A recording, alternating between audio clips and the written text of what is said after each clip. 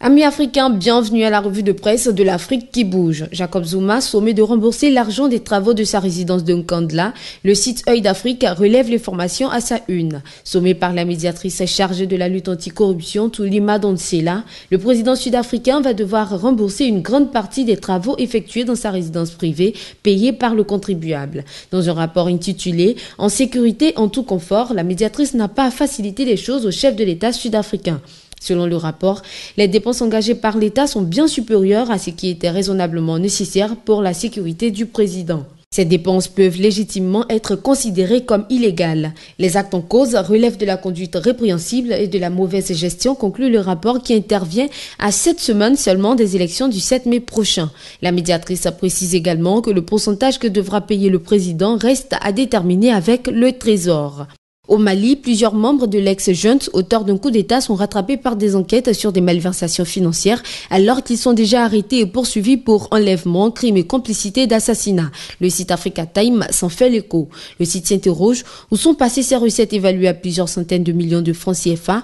Les enquêtes sont en cours. Une commission officielle analyse les comptes du défunt comité militaire de suivi des réformes au sein de l'armée et 3 millions de francs CFA devront être justifiés. Pour l'heure, l'ex-patron du comité, Amadou Sanogo, vient d'être transféré de Bamako où il était détenu pour Sélengué, une localité située à 110 km de la capitale. L'Association générale des élèves et étudiants de Côte d'Ivoire demande au nouveau ministre de l'Enseignement supérieur et de la Recherche scientifique Nyamie Konan d'auditer les travaux de son prédécesseur Ibrahim Cissé Bakongo dans un communiqué issu d'une assemblée générale. Le site connexion ivoirienne.net en parle. La rénovation de l'université Félix Houphouët-Boigny d'Abidjan, qui a officiellement coûté 100 milliards de francs CFA, fait l'objet de critiques. Terminons cette revue de presse avec un hommage à ce grand homme de la culture africaine, Bernard Boté-Izadi Zaourou, décédé le 20 mars 2012. Universitaire chevronné, homme politique, écrivain ivoirien, poète dramaturge, Zadi Zaourou est le maître du Didiga, une esthétique se décrivant sur le plan artistique comme le récit des prouesses d'un héros chasseur et sur le plan philosophique comme l'art de l'impensable.